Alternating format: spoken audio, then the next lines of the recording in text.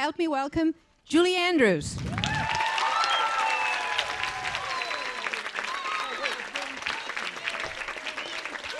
Yes, thank you. Hello. What a lovely welcome. Thank you so much. Okay, Did you sit have a down, good please. time? No Look at this. Please, no pictures. Thank you. Thank you. So, Hello, my friend. hello. Good to see you again. Looked very pretty. I just caught the very last. Didn't it look great? It did, I think. Yeah. How many of you had seen it in a big screen before? Lots of people, yeah. Some, not a lot of them. Yeah. Every Christmas, right? Or something like that. So it all started. You were doing Camelot. I was on Broadway in a musical doing Camelot, and that's okay. Hello.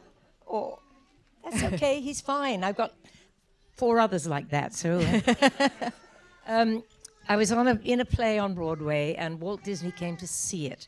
It was a musical called Camelot, and he came backstage. I thought he was just coming back to meet the cast and be friendly and nice. Can you hear me all? Good. And he came into my dressing room and said he liked the show and so on, and he wondered if I'd be interested in finding out a little bit more about a film that he was going to make based on the books of Mary Poppins and P.L. Travers and so on. And I was staggered. And he said, "Would you care to come? And I'll treat you, to a trip to Hollywood, and you can see the you can see the sketches and hear the songs." And I said, "Mr. Disney, I would adore that, but I'm terribly sorry. I'm pregnant. I won't be able to do it." And he said, "Oh, that's okay. We'll wait." And I did not know that. It takes a long time for pre-production and sets and costumes and all of that. First film I ever made, so I had no idea what was going on. How much did you know about Mary Poppins? I knew of Mary Poppins, but I don't know if I'd ever read it at that point. But I certainly did very quickly after that. And then he turned to Tony Walton, who was my husband at the time, and he said, "And what do you do, young man?" Because he was in the dressing room with me. And Tony said, "Well, I'm a designer, but not terribly well known and everything." He said, "Well, you bring your portfolio with you when you come to Hollywood." So eventually we went to Hollywood, and Disney spoiled us. And he signed Tony Walton on the spot based on his designs. And that's what you saw. He asked him to do all the costumes and the Cherry Tree Lane and the interiors of the houses along the road, and it got him a nomination for an Oscar, and he was on his way. The time of the books was changed from the 30s to Edwardian era, and also I think that Disney did not buy the right of the illustrations, so Tony had to create all the looks and all the costume from nothing. Well, it wasn't quite nothing. I mean, he certainly had an idea what P.L. Travers wanted. There's a wonderful story about Miss Travers. She was dear. She was certainly Mary Poppins in her own right. And I eventually had that baby that I was pregnant with, that happened to be the one that walked me down the aisle just now. And the day after she was born, literally in hospital, I got a phone call. And a voice said, "Hello?" And I said, "Who is this?" "This is Pamela Travers." And I said, "Oh," and I practically sat up in the bed. And she said, "Well, talk to me." And I said, well, she said, "I understand you're supposed to be doing Mary Poppins. Talk to me." And I said, "Well, I just had a baby yesterday, Miss Travers, and I'm feeling a little exhausted, but let me see." And anyway, we agreed that we would meet and have tea. And she said, well, on the phone, "You're far too pretty, of course, but you've got a nose for it, How different do you think he was, Walt Disney's Mary Poppins and your Mary Poppins from P.L. Travers, from Pamela Travers? From the book? Yeah. She didn't want it to be a musical at first, but she did like supercalifragilistic, I think, and a few things. And Disney was very good at wooing her and winning her over, and it took a long time. It was like, I think to actually get the rights, it was like 2 years before I ever came onto the scene. But Disney had a phenomenal sense of spotting talent. Witness Tony Walton or me or many, many other people that he hired over his life. He was a very nice man, very quirky and kind of twinkly in the eye, as you would imagine. Had you thought of making films before you walk into your dressing rooms? No, I'd never made a movie before. I know you, but I'd done a voiceover for animation, but that was just to dub something from Czechoslovakian to British or something like that. But and it was an animated film, but I hadn't ever performed on film at all, just Broadway. And how was the change from Broadway to Hollywood? Quite dazzling in every way. First of all, on stage, you're full figure the whole time. So all of that you watch and are careful for, and how your clothes are draped and how you're standing and so on. On film, it could be a long shot, it could be a medium shot, it could be a close-up, and you do things over and over again until you get it right. And it's a little bit like putting a jigsaw together, but starting backwards in some way. Because obviously, let's say you're filming a castle, and then you're filming in the gardens of the castle, and then you're doing something else. Well, whatever takes place in the castle, since the castle is probably built on a soundstage, you'd shoot all the scenes in a castle out of sequence. You just get them done, and the same in the garden or the same on the street. So you're darting about doing beginnings, middles, endings, and you never know. Well, you have to learn your script. You have it all here, but you don't have to shoot in sequence. You very seldom do. It's so sweet. That's okay. It's okay. I think they can hear over her. It's okay. How did you find Mary Poppins? How did you find her movements, her personality, her? Well, Tony helped a lot. Tony Walton, for starters. He said, I think when he was designing the costumes, he said, I think somehow Mary Poppins has a bit of a secret life. She's a bit naughty, and if he meant it too. And it was a great clue for me, because that little wicked thing that she has occasionally. And he said, she's very prim on the outside, but if you noticed when I spin or turn, there's a bright orange lining to my jacket, or under my skirt there are petticoats that are wonderfully colored, bright pink and orangey and so on. And it gave me a clue.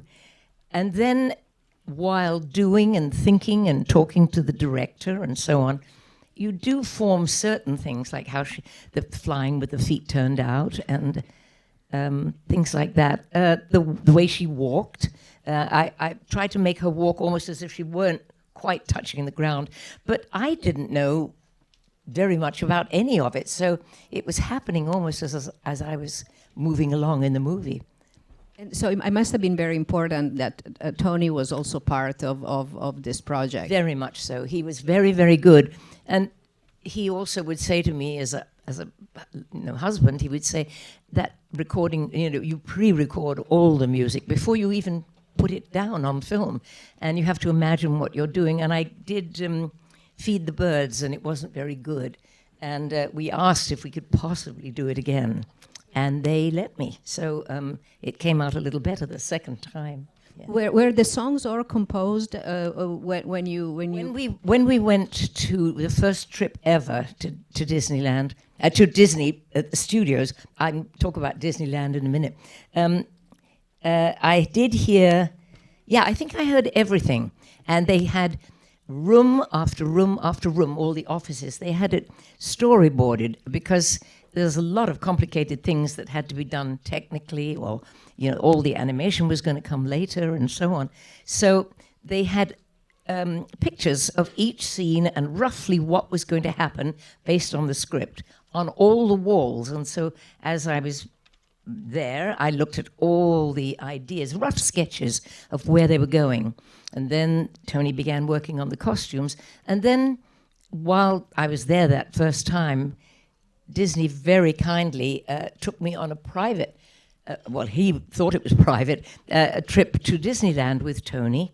And we went around the whole park in California in a golf cart, and people were crazy. They saw Walt was there. They tried to touch his sleeves. They picked at his jacket. I mean, we love you, Walt. You know, we adore you, Walt. And we got to do any of you know that wonderful Swiss Family Robinson tree? Well, he said, that's got X number of, I can't even tell you, thousands of leaves on it. And he said, and he looked at it and he said, all made by hand. And they say only God can make a tree. He's so proud of it. The film, as I was telling just before we started, the film was quite experimental. Was very daring, technically. There were no special tricks in those days with animation. It was all planned, and like in Uncle Albert's tea room, there was one where the whole side of the house was tipped on its side, so that the roof was on the side, and then we could pretend to walk around it or whatever. And then the film, when it was developed, would then be reverted, and it looked like we were walking around on the roof, or Bert was, and those kind of things. And you were on wires. All on wires, yeah. Everything was either wires or a ladder, or depending what it was. For the tea room, we had sort of balancing arms on a crane because we were sitting at the table, but we did fly up to the table and so on. The costume for that, underneath my costume, was excruciating, the flying harness, because it was 2 steel pads on my hips and then wires passing through the jacket and going straight up. And until I got the hang of it, first of all, or the hang of me, I guess, and they put, eventually they had to put big sheepskin pads on the copper or iron or whatever they were, hip things that held the ropes. But it was a little daunting, I have to tell you, but that's another story.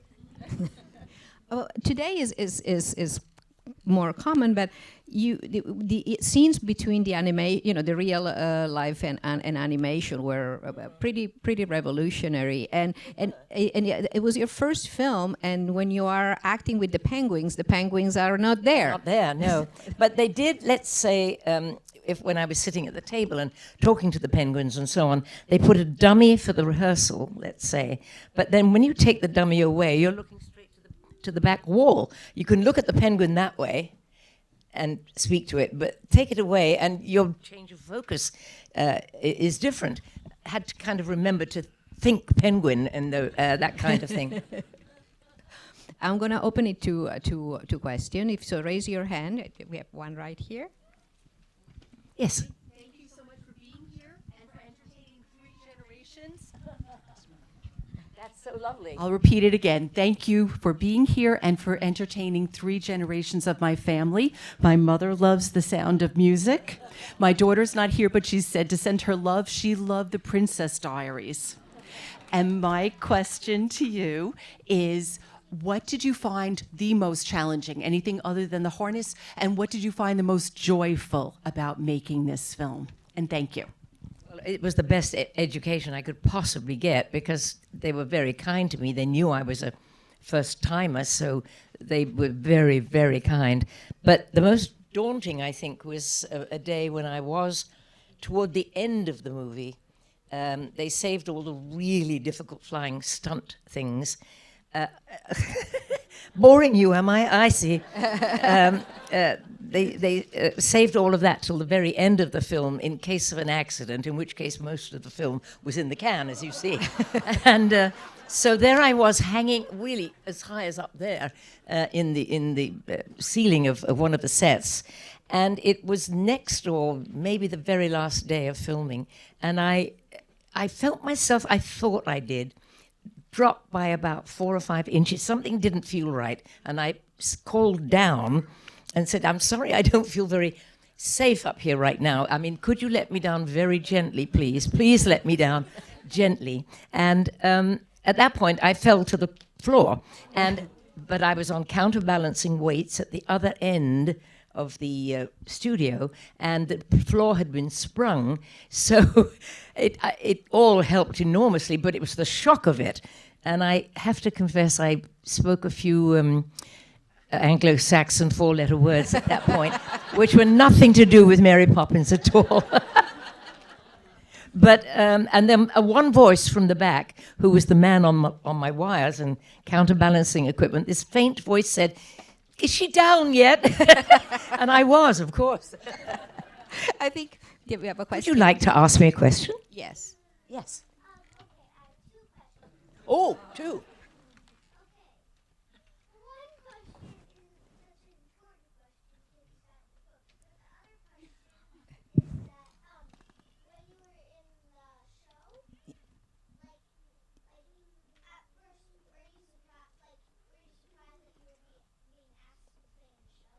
Yes, very, because I'd only ever done shows in theatre, but not on film. And also, how long did it take for the show? For the film To to be make made. the film, it took about, well, there's, if you really want to know, there's pre-production, which is all the getting ready for it, building sets and things like that.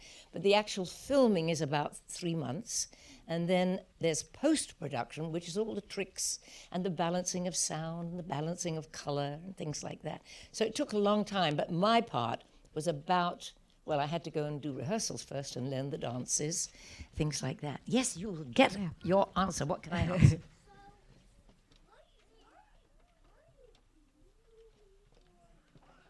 Or what?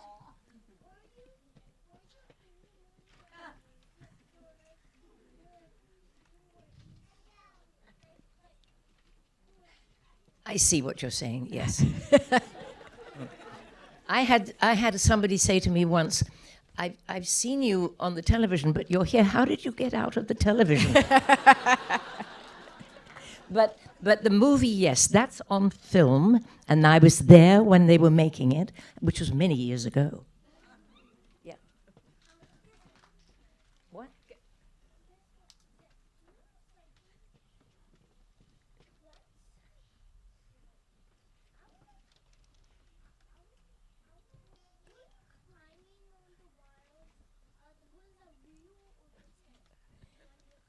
When I was flying?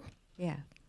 No, I really was, but I was being lifted all kinds of ways. Sometimes it was with a wire, sometimes it was like with a big teeter-totter or seesaw, and I'd be on one end and a man would be pushing it on the other, so it looked like I was flying. And sometimes it was on a ladder, and any number of things, anything to make it look real, really real. And a lot of it was. I couldn't fly. I mean, I haven't flown now in years, and so takes a lot of practice still. But no, I'm teasing you. It was all done with clever, clever tricks, really clever. And the horses, too, when we went to the races. So, We have What else? There. Yes. You. I have a question. When you were making the movie, how long did it take for it to really be on the screen?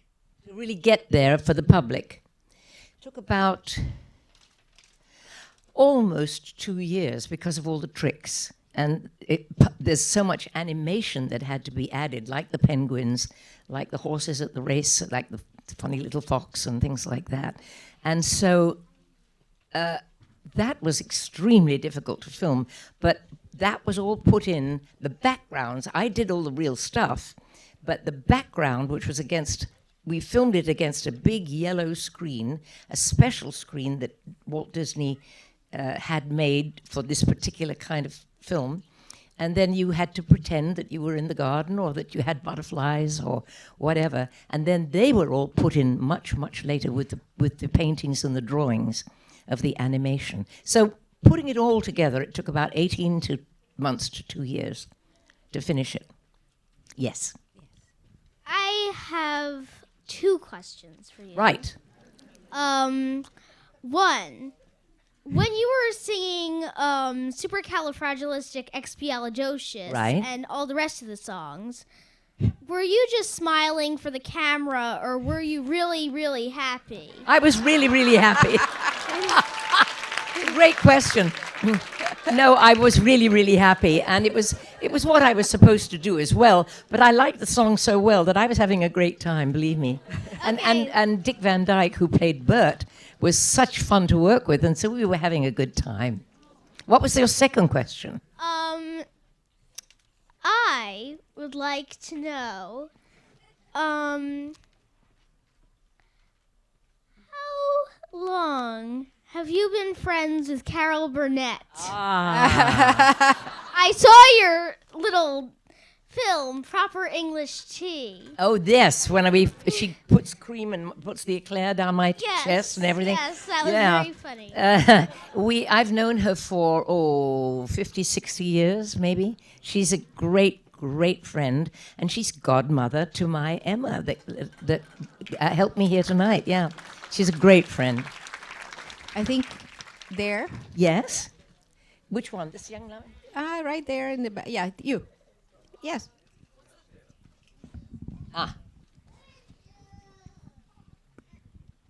There we go. Then we go back there. Yeah.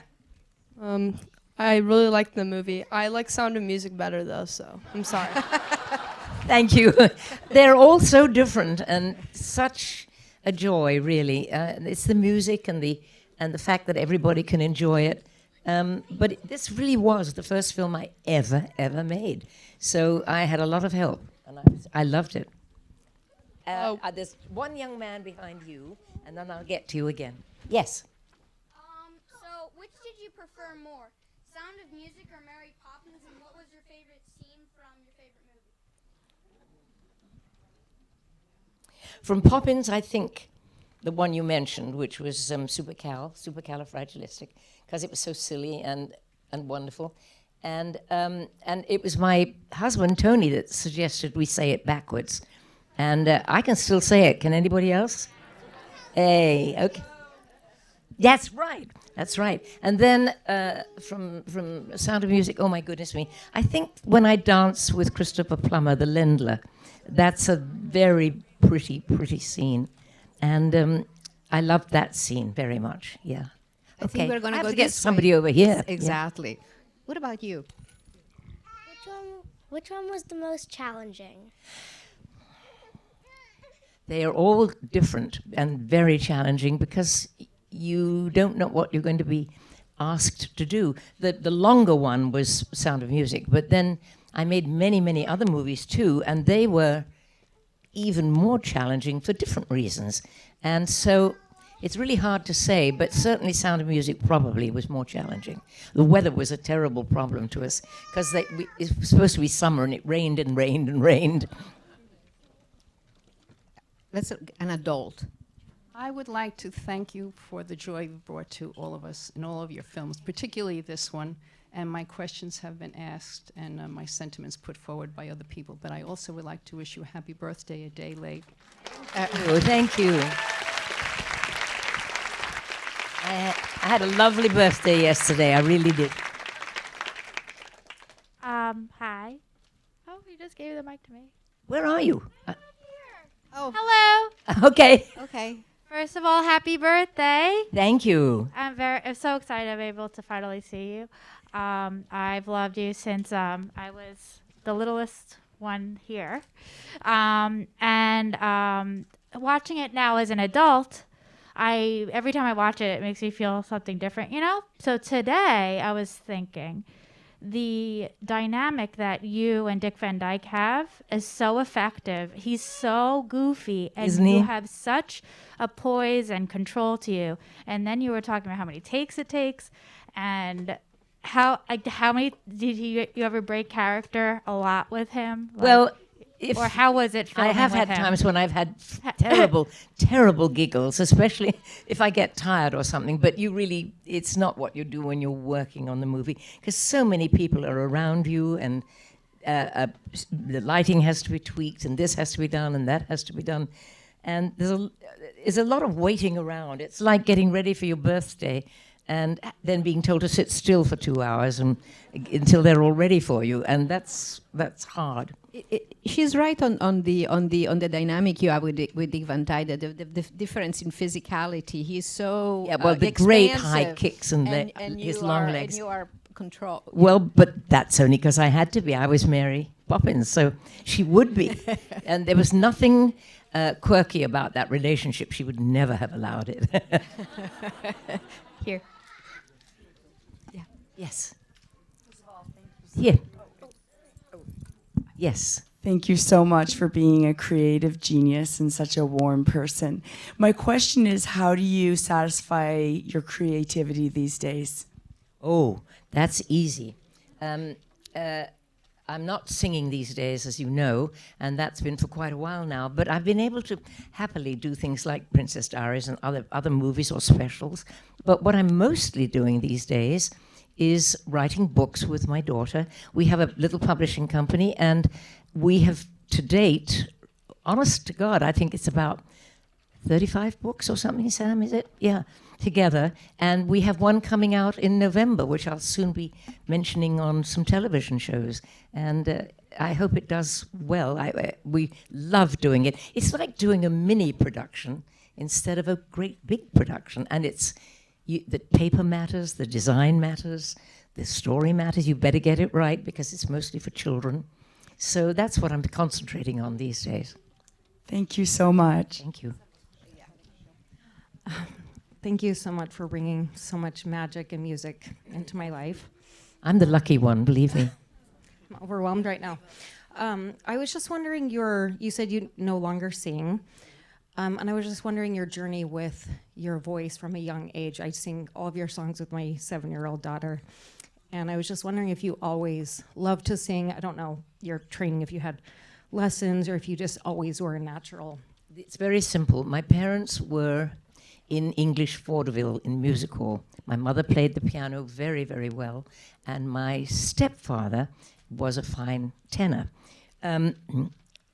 When my mum and real dad split up, I went up to live with my mother in London. I was born a country girl, and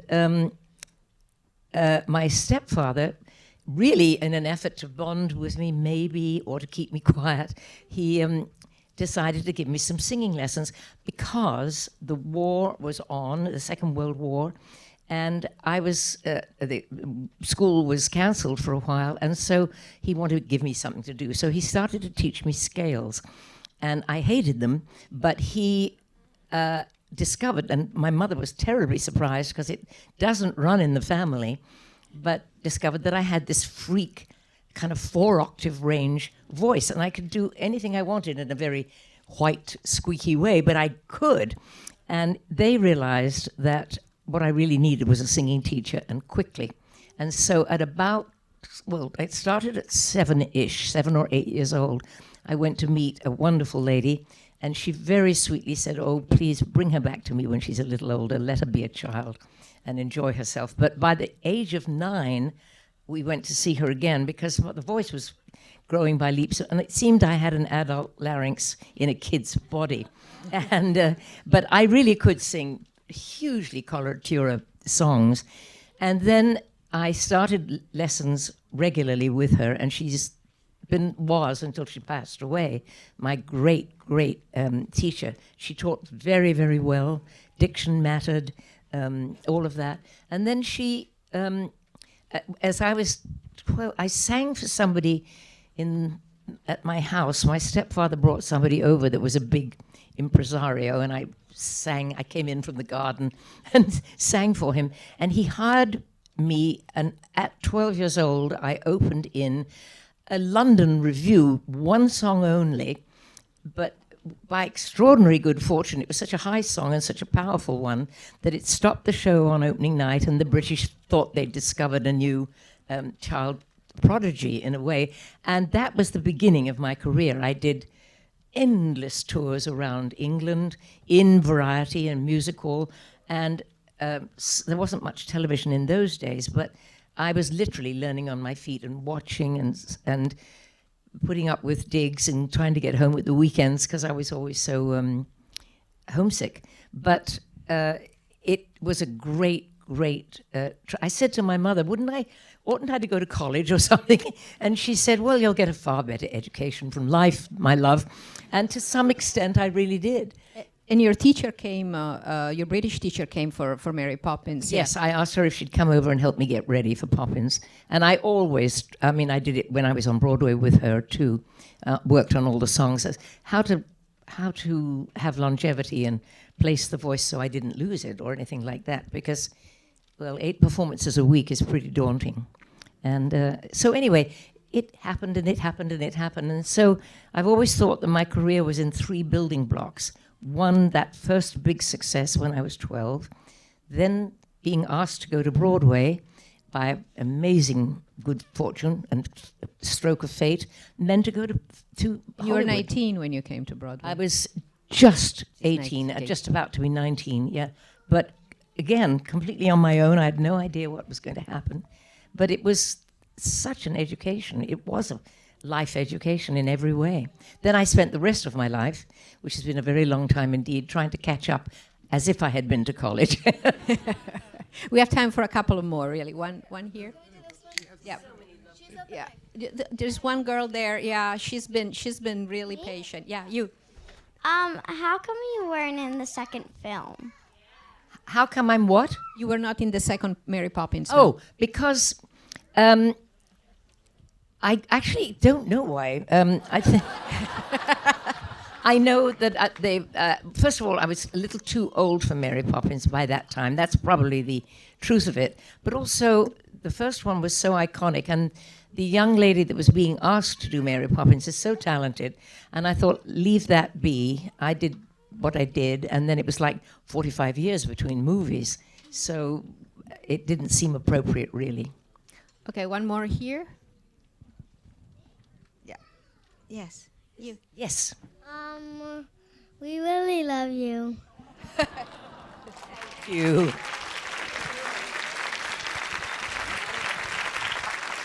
Thank you. What is your name, young man? Ben. Ben. Is that right? Yes. I hope to meet you again one day, Ben, when you're a little older. Okay, there. Yeah. I have 2 questions. How old were you when you made the first movie? This movie? Oh, late 20s. Yeah, about who knew that? Oh, okay. My friend here tells me I was 29 years old. And what was your favorite song from all the songs that you created? From which one? From Mary Poppins? From Mary Poppins, yeah. I think I mentioned it. I think it was, well, I liked Spoonful of Sugar, but I really liked Super Cal because it was silly fun, really fun. Okay, we can say. Let's do some of these. Okay, yes, she's been waiting, yeah. Thank you. Over the summer, Carol Burnett did an interview. Sorry, thank you. Carol Burnett did an interview in which she said there was a possible movie with you, her, and Lily Tomlin. I was wondering if you could tell us anything about that. It's not happening. The movie's happening, but she's not doing it and I'm not doing it for several reasons. But it's going to be a good movie, no doubt about it. It's Lily Tomlin and Jane Fonda and Tom Brady's producing it. That great guy. Yeah. Oh, maybe she. Yeah. Okay. Yeah, pass it, yeah. Hi, thank you so much. This is like truly a dream come true. I am a high school music teacher. I can't wait to go to school tomorrow and tell my students all about this. So I'm wondering if you could give a bit of advice to any upcoming person for any kind of career in the arts, music, theater, anything like that. What would it be? It would be very simple, that if you're passionate about it anyway, you'll want to go on learning and studying. But there will come a time in your life when you least expect it. It happened to me. You'll suddenly have something pass under your very nose or come to your attention that you never dreamed of. And it will be something that will change your life, probably. What I'm saying to them is, do your homework, be ready, because you never know when those wonderful things in life go past you and you grab them, you know not why sometimes, but be ready. Do your homework if you really, really want it. There's nothing better than that. Yeah, you're welcome. Hi, you're such an inspiration to me, truly. Thank you. And this is an extension off of her question, and it's actually a small world because a few years ago when you did Julie's Green Room Yes. on Netflix, I went straight to Jim Henson because you chose him as your production company and sold a show to them as well and signed on right after you Oh did. my goodness, But that my was fun. question, because of development reasons, that's why you guys don't know about it yet. What do you think is the key to success of building a world such as Mary Poppins that has a lifelong impact and something that's like could reach generations of people? Good fortune, I think. I mean, you never know when you make a movie. You never know that my second husband, Blake Edwards, who made all the Pink Panther movies and Breakfast at Tiffany's and so many other wonderful movies, he said, you know, you never know whether comedy's going to get a laugh or whether it's going to be successful. You just do the best you can. And so it's really just do the best. You will have failures. Everybody does. And I have. And I learned from them. So it's just don't get too full of yourself. And it should be a learning experience, not a downer, really. I think we are run out of time. We have one more, four more. Okay, four more.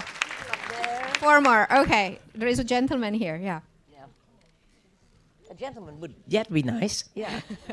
In the current movie-making environment, it seems like any movie, no matter how iconic, is up for grabs to be remade.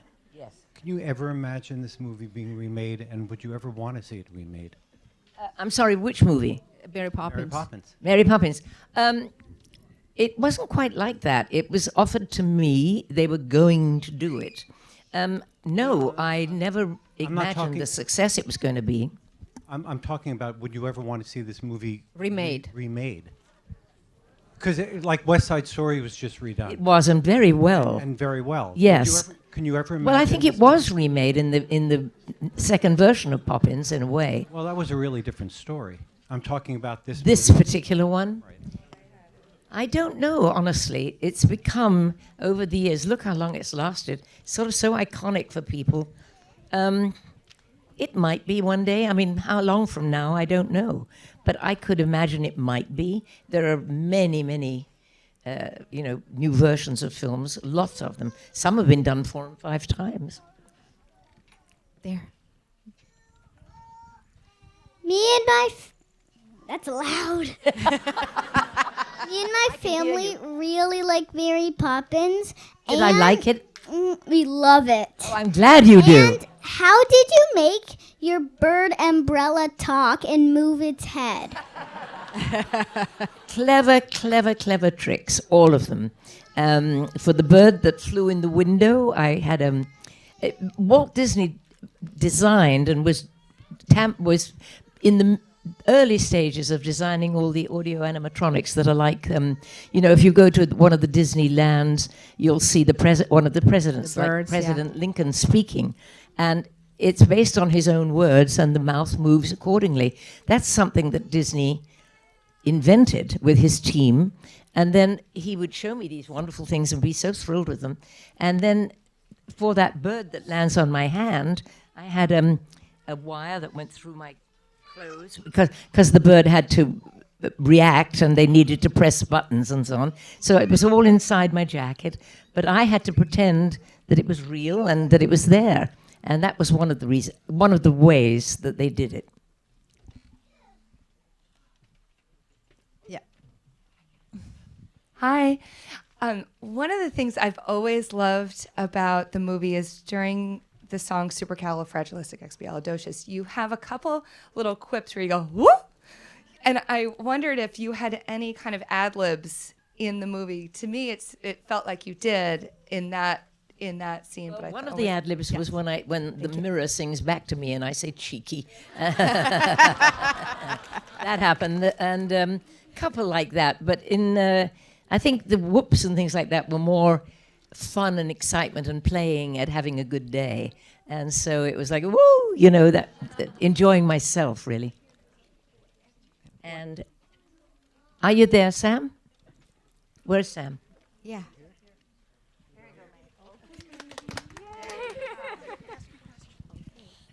Hi. Hi, wherever you are. Let me see. Right here. Oh, good, good. I see. Hello. Hi. I was just curious. Have you ever met anybody of royalty because of your movies? Royalty? You mean the Queen of Like England? the and things Queen like or that? like... Yes, I really was very, very Really? lucky enough to do that from time to time. Oh. Not just the movies, though. There were one or two. I mean, Her Majesty came. Sadly, she's just passed away, as we all know. Wasn't that fantastic? That pomp and ceremony and how they pulled it off. I was staggered. Talk about a production.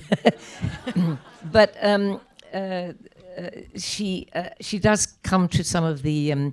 She came to see My Fair Lady in London when I played it there, and came backstage. And several times I have met her. Yeah.